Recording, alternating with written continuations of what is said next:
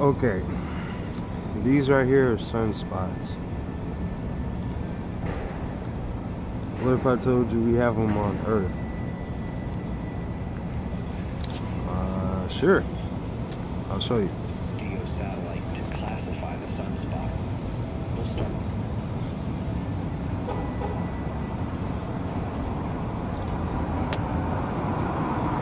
Sunspots magnetic fields and solar flaring, and that they erratically move around, appear, and disappear.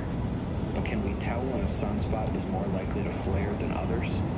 Absolutely.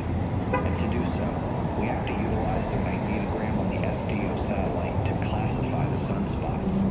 We'll start simply with the most basic classifications.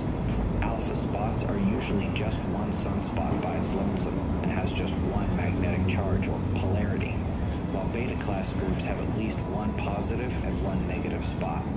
This is where it's vital not to confuse the weaker surface magnetic regions surrounding the sunspot umbras with a sunspot itself, as even alpha spots will have surface areas of opposite magnetism nearby. Most flares come from beta spots. Before going further, it is important to note that the northern and southern hemispheres of the sun have opposite sunspots. As the sun rotates left to right from our view, one magnetic polarity sunspot leads on the north, while the other leads the way on the south. They actually switch every 11 years. We will come back to cycles of the sun later. Alright, he said they switch every 11 years, the polarity of the sunspots on the north and the south side of the sun. Sunspots is where we get solar flares from. Excuse me. So the thing with the once every 11 years, the solar polarity, the polarity on those sunspots switch, is because of the ellipsis of Jupiter. Or my bad, the what do you call it? The revolution of Jupiter. One of Jupiter's year is 11 of ours. So therefore we got those sunspots switch every 11 years.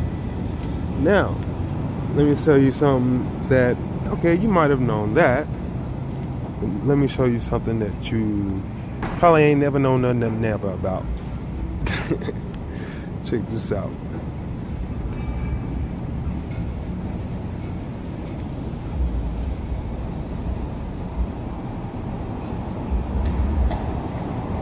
Okay,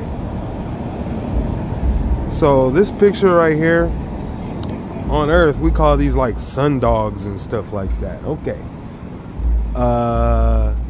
there you go. That is a sunspot that is not on the sun. It's the same thing that is on the sun when we call it a sunspot, but this one is terrestrial. This one's on Earth. So you can call it a terrestrial spot or an Earth spot, but it's not a sunspot because it's not on the sun. This one's on the Earth. Now, I don't know of any classifications other than them calling these sun dogs and ice crystals. That's just their write-off. That's how they get you to just stick a pacifier in your mouth and get you to hush. But these things are a phenomena just as much as a sunspot is. Say the biggest secret's right under your nose. We're looking up in the stars in the heavens for stuff that's right here on Earth. Alright, so the thing about this is the same rules apply that are on the sunspots apply on Earth.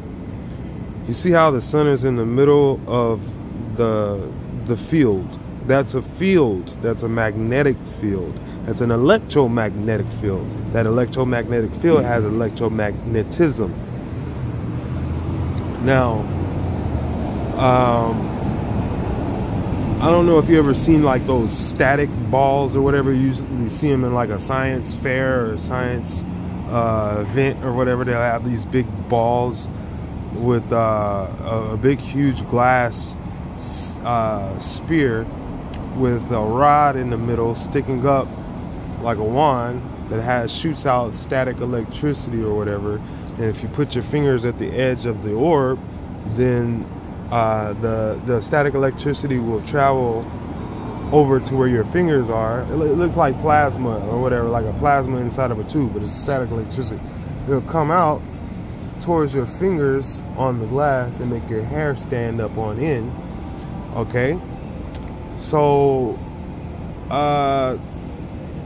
in essence, what I've observed over the years of my recollection of these things that we call sundogs, these things are like those if you can see them with your own eyes, with your naked eye. I can see them. Like, this is not what they really look like. This is so when the sun shines through these things, the magnetic field and the light bends around it and like magnifies it, or it has a magnifying effect.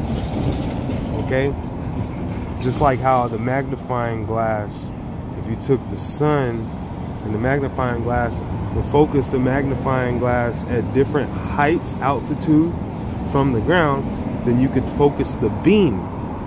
Now, if you focus the beam, it becomes hotter.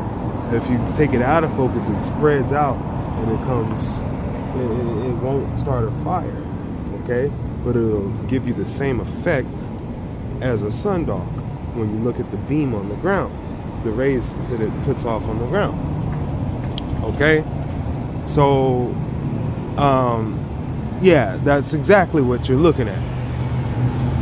That's exactly one of the abilities of what these things can do. Like I said, they're like magnifying glasses, but it's much more capable than that.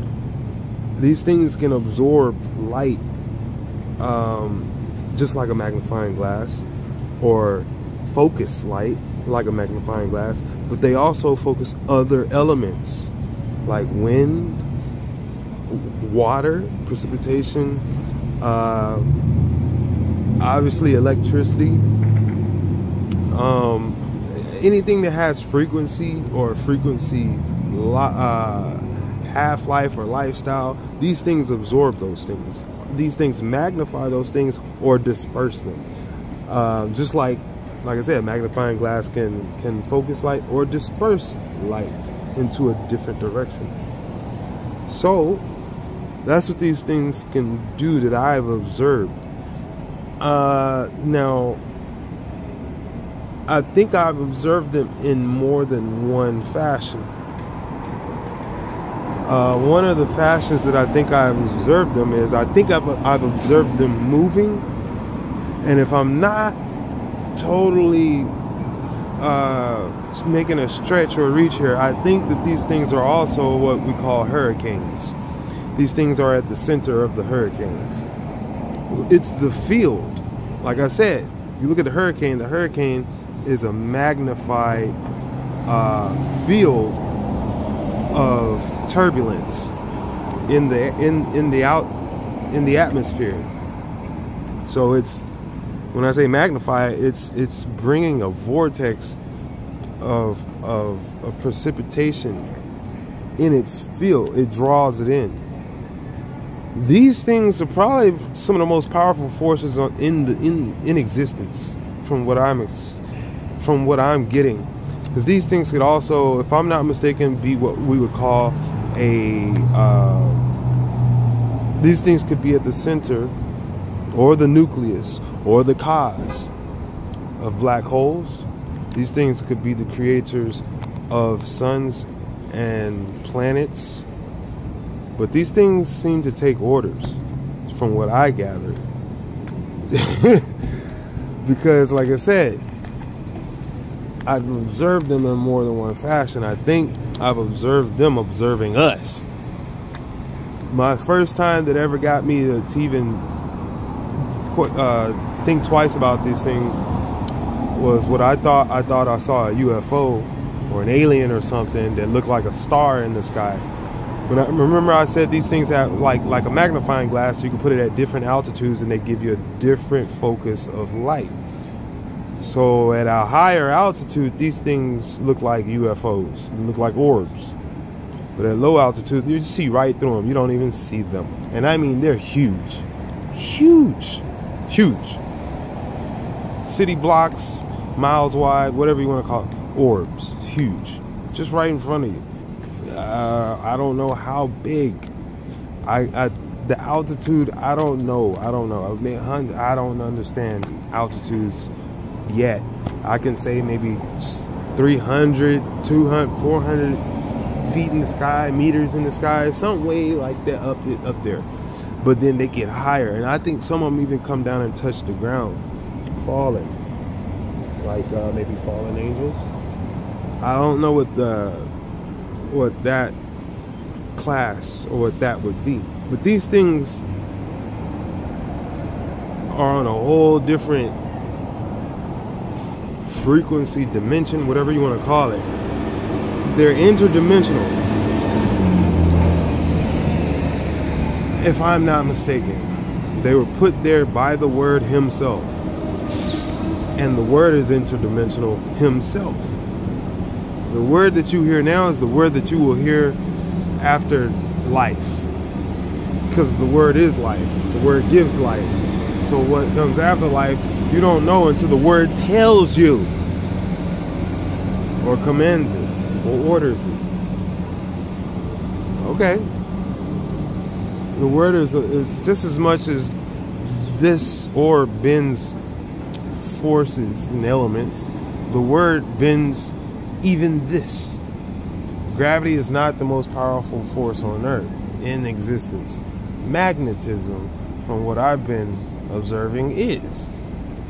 But magnifying probably created magnetism, so who knows? It could be magnetism, magnifying, but either way it goes, it's magnificent. All right? The Word is magnificent. And he is the what they call it, gamma. They said there was an alpha, there's a beta, and then there's a gamma. Well, remember in the Bible, the Word tells you, I am Alpha and Omega, the first and the last. Now, it's funny that we classify these things on the sun as alpha and beta. Okay. So maybe on Earth, is this an omega spot? Huh? Okay. So I'm just saying, like, this is just a little brainstorming. Who knows? This could be inside of each and every last one of us. One of these little things. These things could be like where consciousness comes from. Like our consciousness comes from. Our consciousness could be a micro form of what this is inside of our body. That's what I'm kind of picking up and putting down. These things are all over the Earth and throughout the galaxy and throughout quantum theory and all types of, from astro to quantum, these things exist. That's all I'm saying. and spiritually, like theoretically, these things exist. They're not just a figment of your imagination. They're not just something that you could just write off. These things, I shouldn't call them things, because just like our head is round, this is where all intelligence in our body comes from. Well, in the Bible it does say that there's an angel in the sun. Okay. Morning star, angel, sun spots, archangels. Okay. So maybe these are lesser angels or whatever that magnify the word or the sign of the archangels that are given orders by the Most High. Okay, that's all I'm saying, man, is that There's an order. If you take away the word order, you ain't got words to say. Period. If you ain't got words to say, you don't have life. The word is what he created. The word is living. The word is Alpha and Omega, beginning and the end, the first and the last. Of all matters, all things, all forces, it is done. The father of the word is Ahaya, and the son of the word is Yeshaya. And the spirit of the word is the Ruach HaKodesh. And together they are one. They are whole. That's where we get holy. Whole. They are not incomplete. Whole. Like you could take a piece of one and make more. Like yeast almost. Sort of like that, I suppose. Like I said, there's many different signs on earth and heaven to let you know his calling card. No man can deny the spirit, no demon, no devil, none of them can deny the spirit. Because even these dang serpents live off of every word of the Most High, of Yeshaya. They live off of every word. And the word gives light. The word is light. Even the light that you do not see is brighter. Therefore you are blind. We are blind. We're being blinded. But there's a revelations. There's a revealing to the nation. Signs in the heavens. Stars. The sun is a star. We call the sun every day until you forget it's a dang star. It's a sign in the heavens, the stars. It's a sign of the times. When the angels have fallen down to earth, as in the days of Noah, there will be signs in the heavens and the stars. Well, this is a sign. There are signs that things are happening. There are traces, there are marks, markers. I was just thinking earlier, the mark put on Cain. As in the beginning, so as will be in the end. Seems like Cain is trying to make full circle to mock and bitter and spiteful to put a mark on man in the end. Okay. A genetic marker? Oh. Okay. Helix? Okay. I'm just saying, man. It says these orbs that are directly between the viewer and the sun, these orbs appear to be low altitude. The light is not the only element these orbs can manipulate, guaranteed to manipulate precipitation and wind. They are across the surface of the globe. They have multiple electromagnetic fields. So when I say that, it's like the umbra and the penumbra. The umbra is the middle and the penumbra is the outside of the umbra. It's like the core and the radius and the circumference. My bad. There's a circumference around the center. And the center even has a circumference and a radius. So like there's layer, like an omicron. Ooh, weird. Kind of never used that until this year, but that's funny that it's fitting. Signs of the times. The word reveals. Okay, things that you didn't know, you know now. Things that you didn't need, you need now. And things that, you know, were not, are. So there's a time and a place for everything. What is that, Ecclesiastes 3? Time. It's all about time. Well, signs of the times. Okay, my best explanation of their abilities is they seem to magnify, absorb many different forces, frequencies. These could be angel bowls, saucers, discs, bells, wheels, pods. These are things that we've been told over the years of what people have seen in the sky. On the sun, we call a single umbra an alpha, and a pair a beta sunspot. On Earth, I am not familiar with any studies that have correctly recognized these Earth spots as they are, other than the Bible mentions, seek out the man in the upper room holding the pail of water.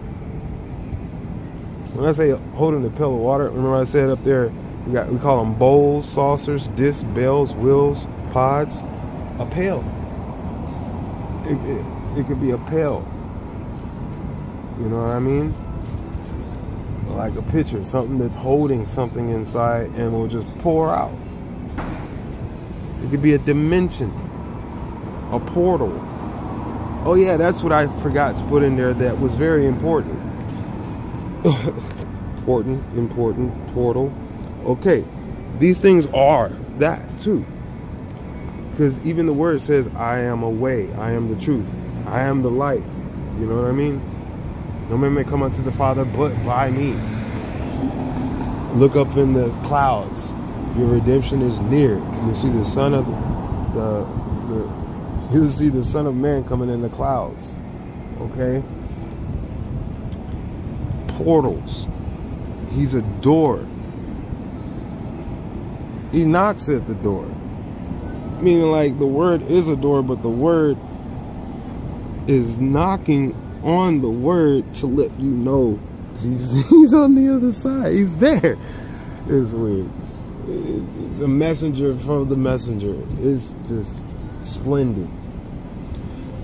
Okay, so a portal. When it says that there's a beta, a pair of sunspots, I've seen it to where when so there's multiple of these things all over the place. You can look up in any direction in the sky on any day and you'll be looking through one and won't even know it, okay? You'll be seeing the world around you through these lenses. These things are like lenses. These things control your emotions if they can throw the rain on your ass. These things control your life if they can snow and stop you from going to work on you. These things control everything around you if they can create a fire and blaze off your environment. Okay? These are portals. These are important. Okay? As above, so below. It happens up there and it happens in your mind. The emotions that go on in those fields happen in your field. You are a product of your environment, if that's what they call it. Okay. So these are portals. Also, they let things in. Now, maybe our prayers go through them and make it to heaven. Who knows? Maybe it's a two-way portal. I don't know. Maybe there's a negative and a positive. One accepts positive energy or frequencies and one accepts negative energies and frequencies, and as the souls of the man supposed to go up and the souls of the beast are supposed to go down. Like I said, these are portals. Like black holes, maybe these are light holes. I don't know, but they are made of light. Frequencies. They have energy. They have fields. That's a body. A field is a body, essentially. These are invisible bodies. Do you understand that? Bodies. Somebody is watching you. Somebody big. A lot of big somebodies is watching you. If you saw a little somebody watching you, you would bend down and break your damn neck trying to respect them. And they will tell you, have no fear, arise, for I am not the Most High. I am not God. Do not worship me. Worship the Most High. Worship a higher. Okay? That's what they would tell you. And then you would be even more perplexed at that there's something in control of that messenger. Because he's so giant, so big. That body, come on, man. Even the Bible tells you that, the word tells you that we are blind to the world around us, the actual truth. Because if we did see the truth, our hearts would fail us. We wouldn't even get up. We wouldn't even, there would be no effort whatsoever. Okay? We don't have our blindness is sort of is our grace. You know what I mean? Like if we were not blind, we would be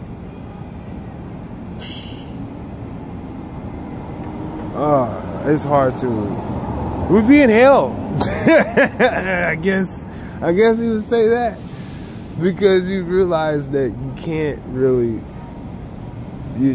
it's futile. It's done. It's over. It was done before you were born. It was done way after you're gone. It's been done. The word said it is done. And it is so. You reap what you sow. And the time that you should sow it in will be done. Because you have the ability, just like it has the ability, to reap, plant, and sow. Okay? So, man, like, encourage the people around you, your brothers. Let them know. You know, have some compassion on the people around you for the lack of knowledge. Give them the benefit of the doubt. Give them the encouragement that, you know, they could possibly be someone just as interesting or as special as a messenger from heaven, and they don't even know it, because they haven't reached their full potential. Man has not reached his potential. The devil has a little bit of space left, and you know, he don't want us to reach that potential, which is the truth. The truth is what sets us free, and the truth is our potential. We are not the truth, and we are not free.